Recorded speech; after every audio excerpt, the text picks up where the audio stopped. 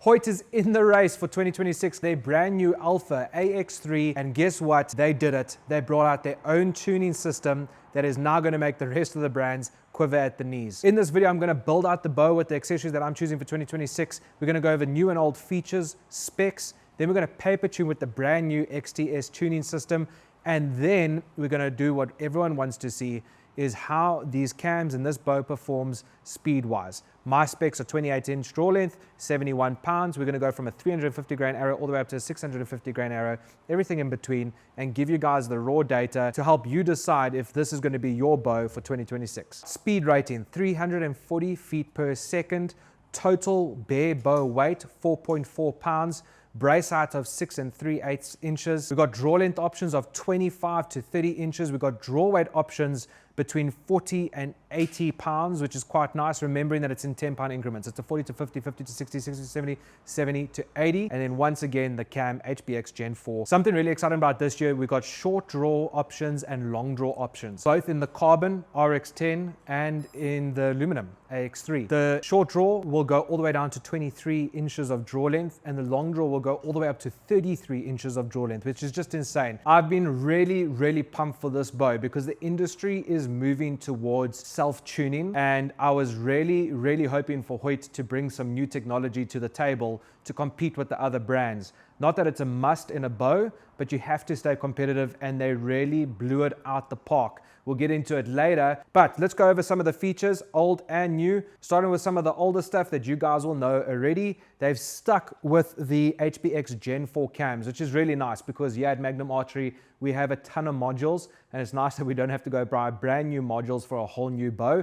Also, the performance that you get out of this cam was really unmatched. They upped almost 20 feet per second at certain draw lengths compared to the Alpha X, the previous gen or the previous model. And so I don't think there was much more they could do within a year to get even more feet per second out of a cam. So I'm really glad they stuck with this, because arrow builds that I was getting at 70 pounds, 245 feet per second, this cam was giving me 260 feet per second. So it just showed that they really did put the money where the mouth is. Moving over to the cable glider, the wheel system itself is exactly the same, but they've changed the arm out and there's a thread at the back here. So I have a feeling they're going to come out with accessories that fit to that later on in the year or later on in the season. I'm excited for that. The limbs, I believe, or what I can see, are the same. And although the limb pocket itself has changed, I believe the limbs themselves are the same width as well. One thing that I really liked, and I was trying out PSE recently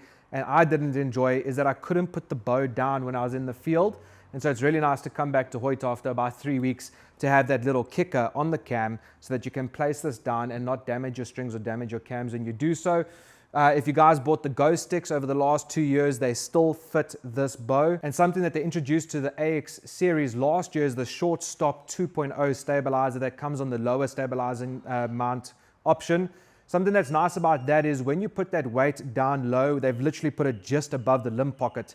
You have to add so little weight to get the same results that you would from a heavier stabilizer that's just below the hand. Something to look at. It means you can run a lighter setup with the same amount of stability that you would have with a heavy stabilizer setup in the old school mounting system that's just below the hand. Anyone that knows me and has followed my journey knows that I really like a longer axle to axle bow. I think they're more forgiving. I think they're more stable. But this last year, having the AX2 29, I fell in love with it, and I've really struggled to go back to a longer axle-to-axle bow. And when you dive into the research, there's a reason for that. The way that Hoyt has designed this new bow, the AX2 and the AX3, is that even though it's a 29 axle-to-axle, they've managed to get the string angle to feel the same or be the same as almost a 32-inch axle-to-axle bow. So once you reach full draw, this bow really does hold like a longer axle-to-axle bow, and I think that's why I fell in love with it. And I didn't know that until recently, and I couldn't explain why all of a sudden I was completely okay and really enjoying such a short axle-to-axle bow until that information was given to me. So, and it just makes so much sense because I shot just as good as a 34-inch axle-to-axle bow in such a tiny platform. And I'm a really short guy. So when I'm walking and stalking, the longer axle-to-axle bows, the minute I get lazy on the arm, they're hitting rocks, they're bumping trees, and when I fall on them, they take a harder knock.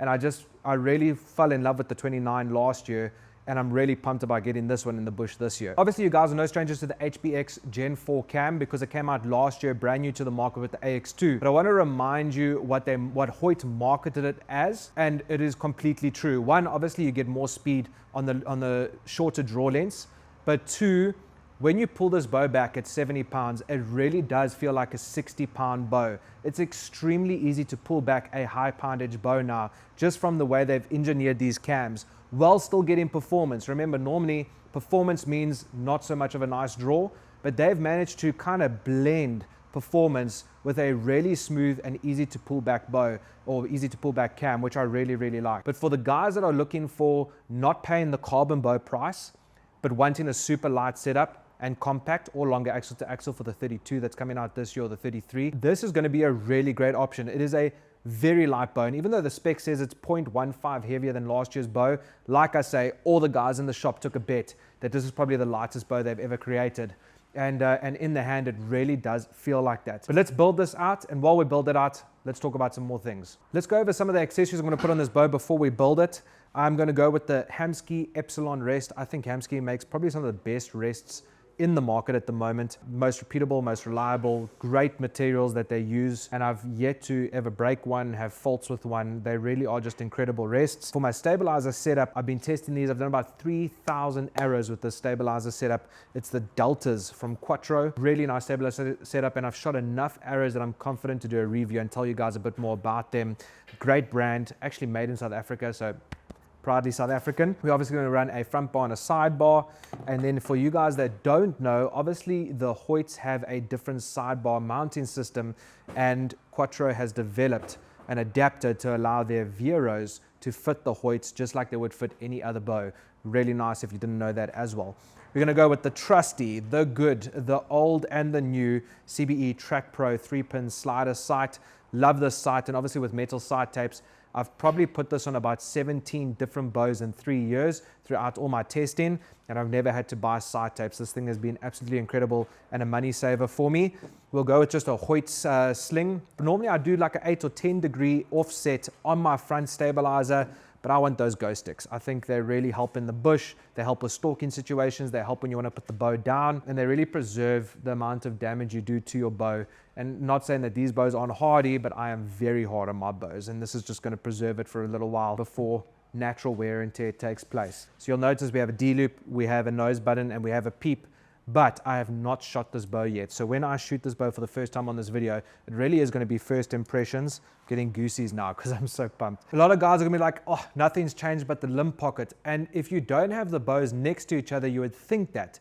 But now, diving in deeper, this is a completely new riser, guys. And I think what they had to do here is shave off weight on the riser because the limb pocket is so beefy. I mean, if they had the same riser, but with this limb pocket, I think we'd be looking at like a 4.65, 4.7 pound bow, which gets in the heavy territory very quickly.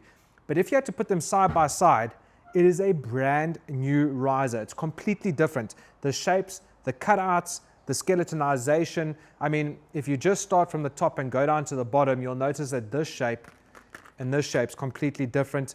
Down into this is completely different here. Here you got a lot more triangles and sharp edges. Here they are rounded off.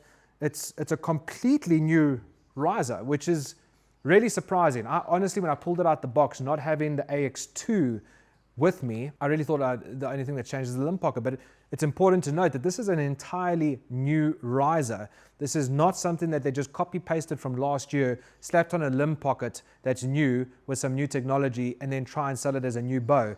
An entirely new riser, new limb pocket. To the guys at Hoyt, well done. This must have been a mammoth to engineer, and they pulled it off. I think they pulled it off beautifully. It's already looking pretty freaking good. I'm really, really grateful for Magnum. I mean, you know, you guys will notice I haven't been posting a lot. It's because I'm running my own business. We're growing, we're expanding, and even that business wouldn't be possible without Magnum Archery. So I'm just so appreciative of these guys, from the support on the YouTube channel to the support in my business and personal endeavors. It's just, yeah, pretty much family. Let's tighten this up. Let's get it toit like a toy guy. We're not even nearly done, guys. Obviously, we're going to just do the finishing touches of accessories, but really, we need to paper tune this. And I'm really excited to use this new exact tuning system. But what they do say is, you should do spacers and tuning and everything until you have about a 1-inch tear. Once you reach 1-inch tear, and it can be left, right, and vertical, up and down, then you can start playing with the XTS system to really bring that into a bullet hole. And you can also use the XTS system for broadhead tuning, which is obviously what we all want. We want to be able to go to the field, put a fixed broadhead, and get them to shoot with the field point without messing with things like the rest, because you still want a center shot every single time. Bringing this technology now is, one, competing with everyone else in the market, which is really nice.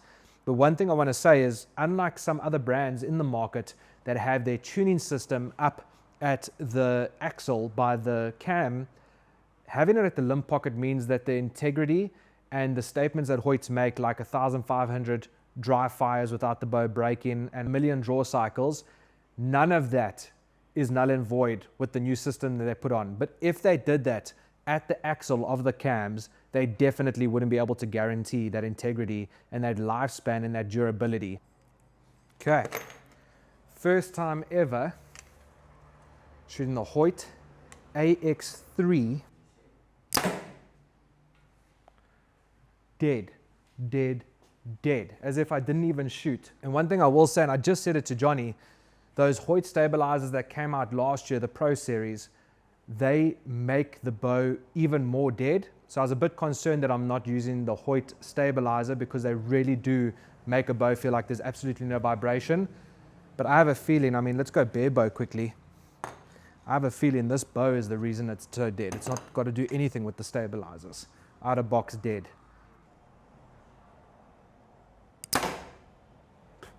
Quiet, 480 grain arrow, quiet. As quiet as what last year's bow was with a 575 grain arrow.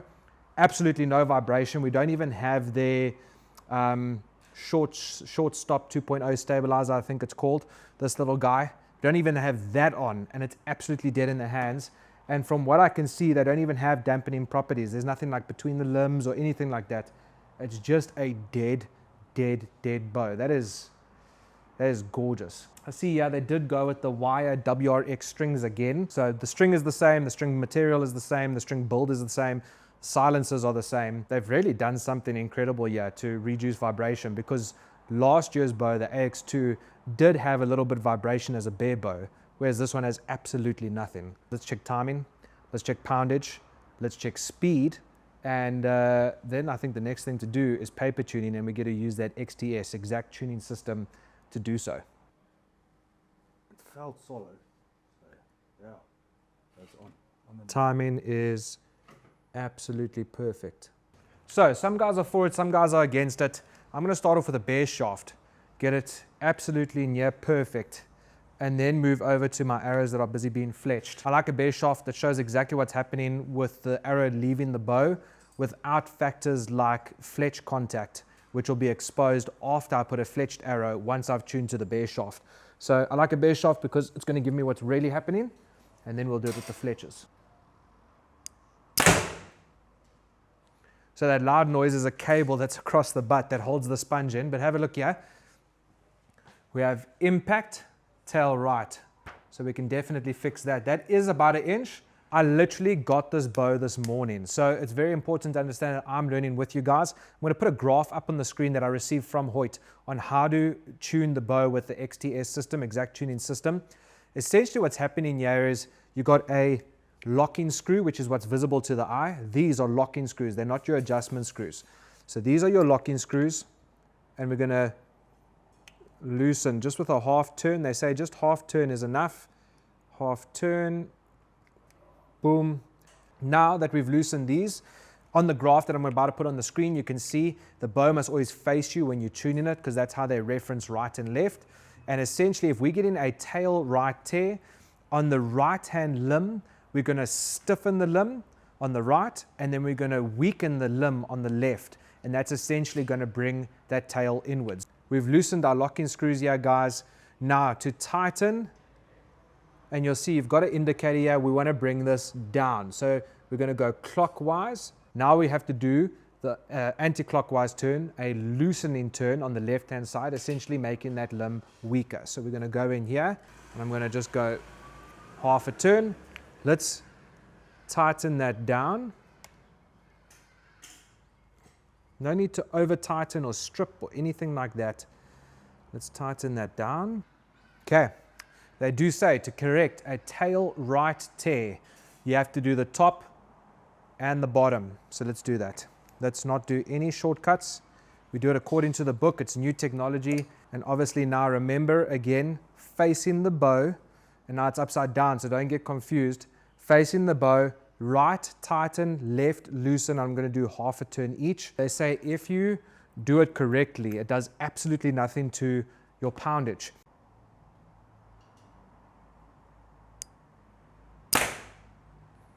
Brought it in by half. So that's our original tear, almost a full, like I would call that an inch, and we brought it down by half an inch. So just a half turn on that limb pocket has brought it in by half an inch, which is, they literally say in the manual, once you're under an inch of a tear, you can start using the XTS system, and that's pretty awesome. I mean, what we would normally have to do is spacers, bow presses, and your rest going out of center shot, you can now just do it at the limb pockets and not compromise the rest of your setup. Just checking cam lean, because a lot of people are going to think if you do a stiffer limb and a weaker limb and playing with that, you're going to induce a bit of cam lean. These cams are perfectly straight, absolutely no cam lean after those adjustments. What I do want to do is, like with every bow, because of my hand angle or wrist angle, I can't lock it at 90, so I have a bit of torque into the bow. So I do want to play with a spacer quickly and then come back to that XTS system, because I don't want to rely on a bullet hole all on that XTS system, which means I'm making one limb super stiff and one limb super weak. I want it to be the fine-tuning element, not the defining element.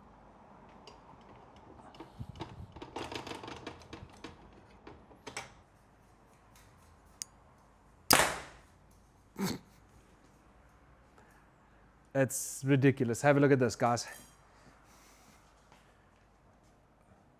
Some would say that's a bullet hole. It is slightly left now. So after swapping those spacers, if we go back to the XTS system and maybe do a quarter turn the opposite direction, so now the left we stiffen, the right we weaken, I think we'll have an absolute bullet hole. And I really think where this XTS system is going to shine is not in a bow shop where you have technicians and presses. It's going to shine when you're in the field trying to broadhead tune on a range or something like that. And you can just make those fine adjustments, not at the rest, to get perfect arrow flight with your field point and your broadhead. I must say, I feel like I'm getting a little bit more comfortable with the system. I understand how it works now. One, always match the top with the bottom. But let's start at the top again. Now it's going the opposite way. We're getting a left tear, which means, again, we're going to stiffen the left, weaken the right while the bow is facing us. Boom. Boom. Knock that up. Right, stabilizer back on. Let's see what happens.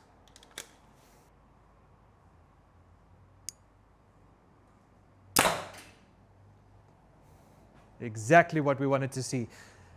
This is revolutionary for Hoyt. I think it is the one thing they needed to compete with the rest of the market, not because everyone needs it, but because it is a gimmick. Everyone now wants to self-tune and this and that, and Hoyt was the ones left out. And I think they've really, really nailed it this year with something so easy. You know, when I was going through the manual and trying to study it this morning, I thought it was going to be complicated, but now doing it by myself, I can't wait to teach other people just how easy it is to tune this bow with almost no knowledge. Put the graph up right now. 5, 4, 3, 2, 1. I hope you took a screenshot.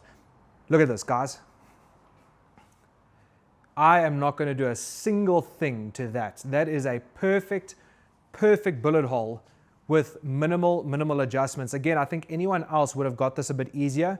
I can't lock my wrist, so I put some torque into the bow, which means I always space the bow specifically to me. We had to do it pretty much with every bow we've built in the last 3 years with Johnny. But with the XTS system, slight left, slight right, move it, bullet hole.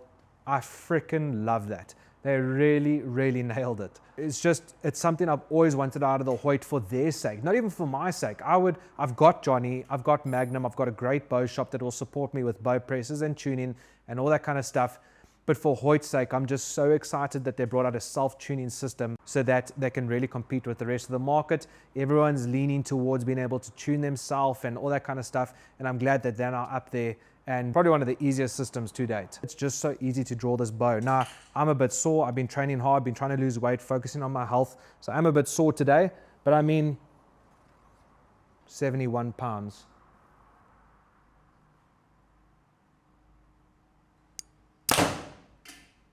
And it just shoots like a dream. And I've only built one of these now. We're just refletching the others. Bronco veins over there. Total arrow weight. I did just check now, 490 grains, but the scale was playing with me. So let me just triple check. 491.3, it's exactly what I was getting just now. 491.3, nice arrow weight. I always say I do like an arrow weight recently of 20 under or 20 over of 500 grains. I'm a 28-inch draw length, guys. We're going to check the speed now once we just make sure that this translates on the paper with fletchers. But I'm a 28-inch draw length, 71 pounds, a 491 grain arrow. So let's quickly just shoot this through paper.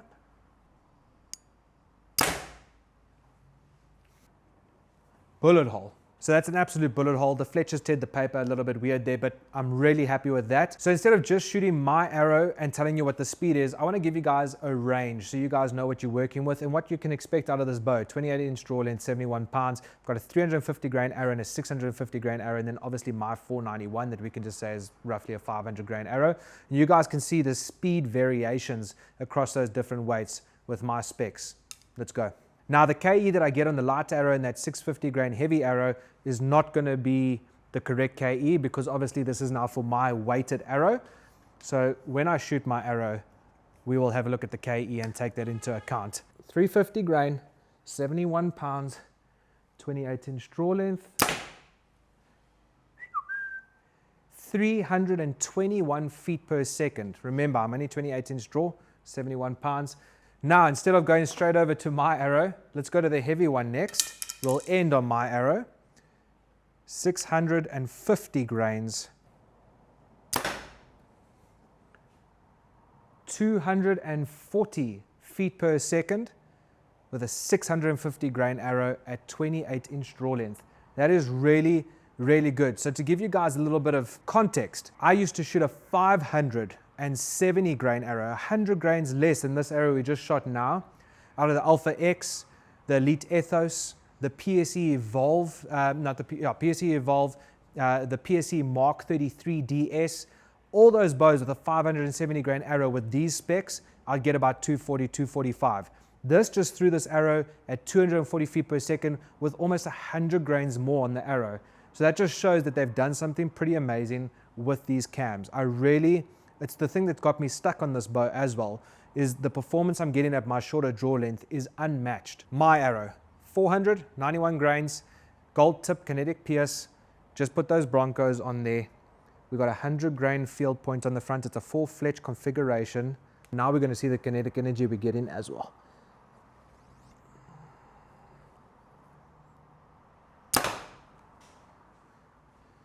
...275 feet per second. So you'll have a look here, and the KE, kinetic energy, we're getting foot-pounds of kinetic energy, 82.5.